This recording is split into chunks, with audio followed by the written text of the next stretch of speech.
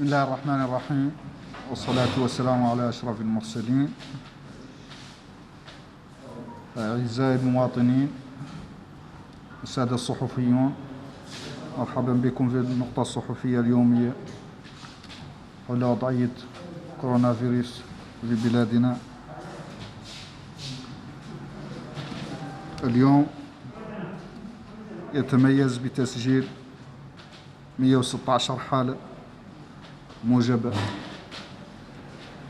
من كوفيد-19، 121 حالة بالأحرى، يعني سجلت 120 حالة جديدة من كوفيد-19، من بينها 116 حالة مخالطة و5 حالات مجتمعية. سجلنا اليوم أيضا 3 حالات شفاء، وبكل حزن سجلنا 10 وفيات رحلوا جراء هذا المرض. نترحم على أرواحهم، وإنا لله وإنا إليه راجعون.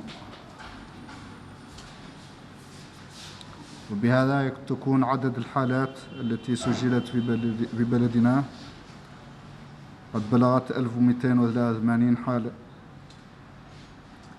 من بينها 1213 حالة مخالطة، 64 حالة مجتمعية، و6 حالات وافدة.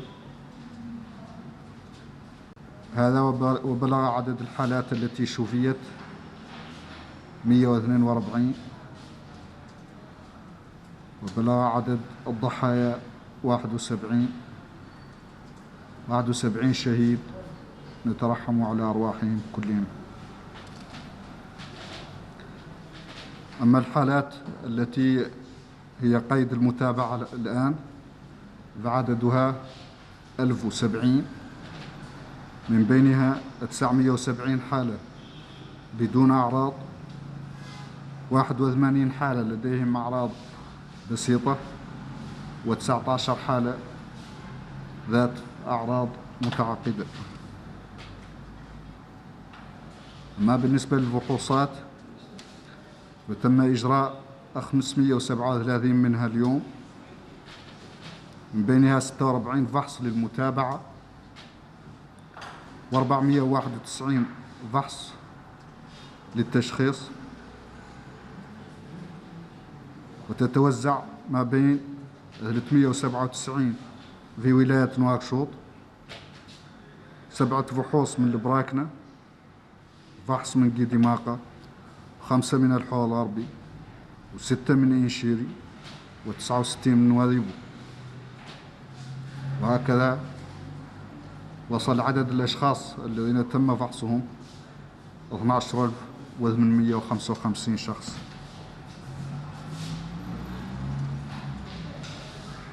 وتتوزع الحالات الجديدة اليوم على النحو التالي: حالة في سيلي بابي، و4 حالات في بن الشاب، و13 حالة في دار النعيم، 27 في تيارت، 16 من توجونين، 16 من القصر، 17 من تفرق زينة، 24 حالة من عرفات، حالة واحدة من الرياض، وحالتان من روسو.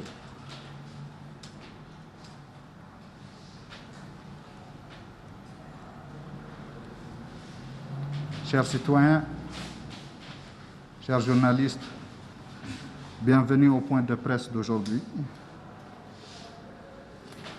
marqué par 121 cas nouveaux de Covid dans notre pays, dont 116 cas contacts et 5 cas communautaires.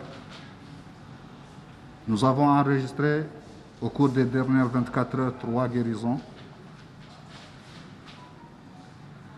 et on déplore 10 de nos citoyens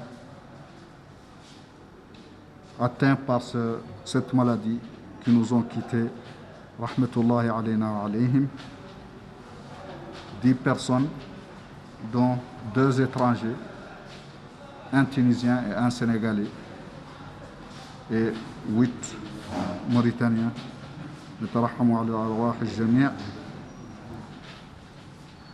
Ainsi, le nombre de cas total a atteint 1283, dont 1213 cas contacts, 64 cas communautaires et 6 cas importés, avec 142 guérisons enregistrées jusqu'ici et malheureusement 71 décès. Le nombre de cas actifs encore suivis est aujourd'hui de 1070 cas, dont 970 sans signe et 81 avec des signes légers. On a aujourd'hui 19 malades qui sont en situation de gravité.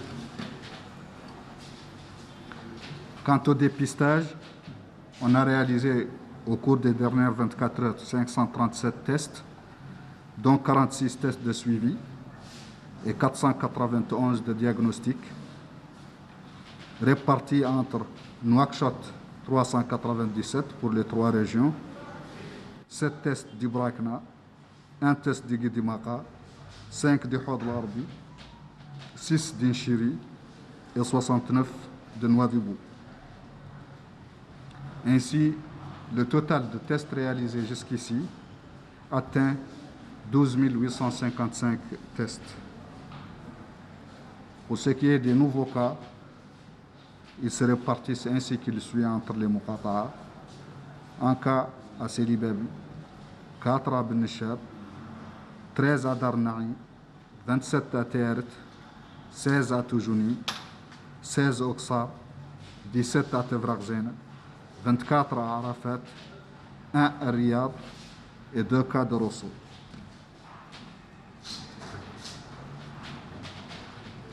وأشير هنا إلى أن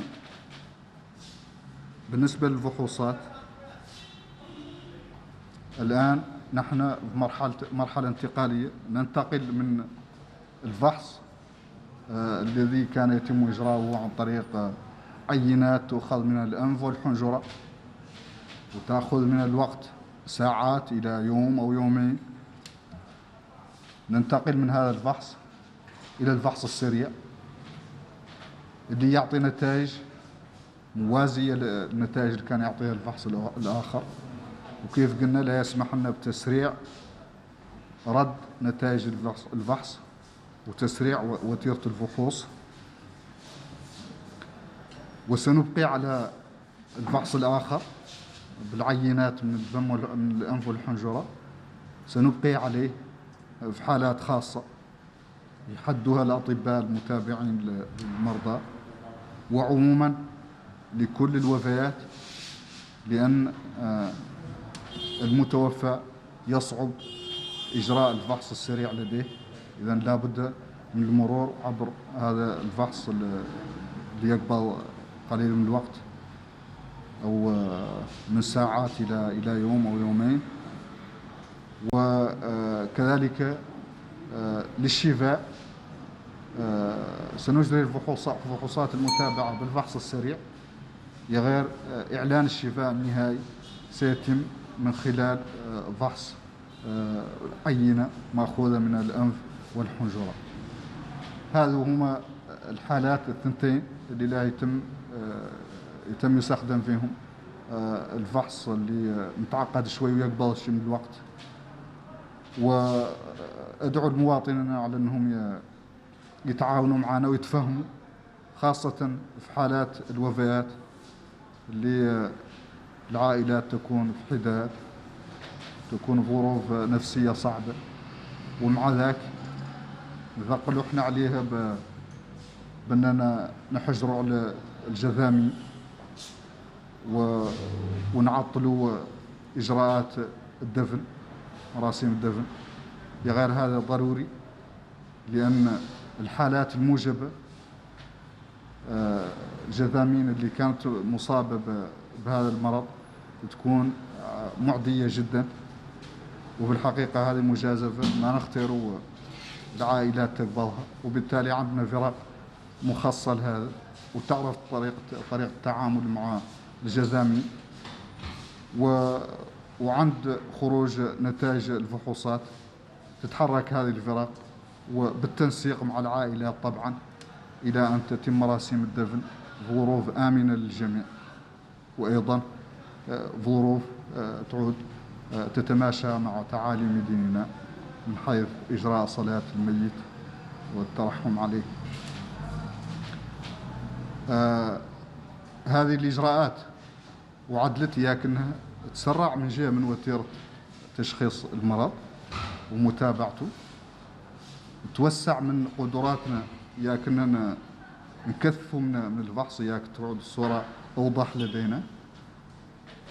يا غير مولي الضغط على المختبر سيقل، وذاك النتائج على هذه الفحوص اللي كانت تعي تفوت يومين وتعي تفوت يوم، وكثير من المشاكل تلقاوها بعض المواطنين في رد نتائج هذه الفحوص اللي قاست المختبر. هذا كامل سيخف إن شاء الله، لأن عدد الفحوص اللي لا يجي للمختبر لا يعود محدود، وبالتالي لا يقدر المختبر يتعامل معه بكثير من الفعالية. وراجي نعلن إن شاء الله مستقبلا كل الفحوص اللي لا يتقيس المختبر تقد تنجبر نتائجها بساعات ما هي ياسر.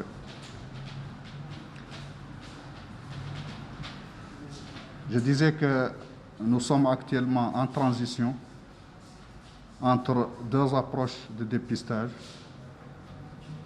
Nous passons du dépistage systématique à travers le prélèvement nasopharyngé qui était transmis au laboratoire et dont les résultats prenaient quelques heures, voire 1 à 2 journées pour être remis. Et donc, on passe vers une stratégie où on va utiliser le test rapide, parce qu'on en a un aujourd'hui qui est plus performant et qui permet de confirmer vraiment un résultat positif, confirmer la positivité de l'atteinte par le Covid-19. Ceci va nous permettre d'étendre la couverture en termes de dépistage pour mieux comprendre ce qui se passe. Ça va nous permettre aussi de réduire le délai de remise des résultats parce qu'il est immédiat dans les 10-15 minutes qui suivent le test. Et ça va nous permettre également de réduire la pression au laboratoire parce qu'on va réduire considérablement le nombre de prélèvements qui arrivent au laboratoire. Et donc, les équipes peuvent gérer ce nombre limité de prélèvements et rendre les résultats dans de bonnes conditions et dans des délais plus raisonnables que ce qu'on a connu jusqu'ici. C'est vrai que on a eu des problèmes avec les prélèvements, des retards, de la pression avec le nombre important de prélèvements qui arrivaient au laboratoire, et en particulier la situation des décès, quand les familles endeuillées, dans une situation psychologique difficile, sont confrontées vraiment à un retard de remise des dépouilles, parce que tout simplement, nous, on ne peut pas remettre une dépouille à la famille sans savoir quel est son statut par rapport au Covid, car le corps du décédé est très contagieux, et donc c'est des risques énormes quand une famille, quand les gens manipulent des corps infectés. Et donc, par rapport à cela, j'appelle les citoyens à être patients. J'espère qu'on n'aura pas de décès. Mais quand il y a un décès, on demande aux familles d'être patients par rapport à cette procédure, parce que c'est la seule procédure qui nous permet de garantir la sécurité de l'enterrement. Et l'autre cas dans lequel le laboratoire va recevoir des prélèvements, c'est les cas de guérison, parce qu'on fait un premier contrôle avec le test rapide pour les malades suivis, pour attester la guérison, mais on ne se contente pas de ce premier test. Il faut qu'on fasse un deuxième test de confirmation qui passe par le laboratoire. Et donc, ce sont les deux situations dans lesquelles on va recourir au laboratoire systématiquement, en dehors de quelques cas autres que les médecins vont définir dans des situations particulières. Sur ce, je vous remercie et à demain. وليرفع الله البلاء عن بلادنا. مرحبا.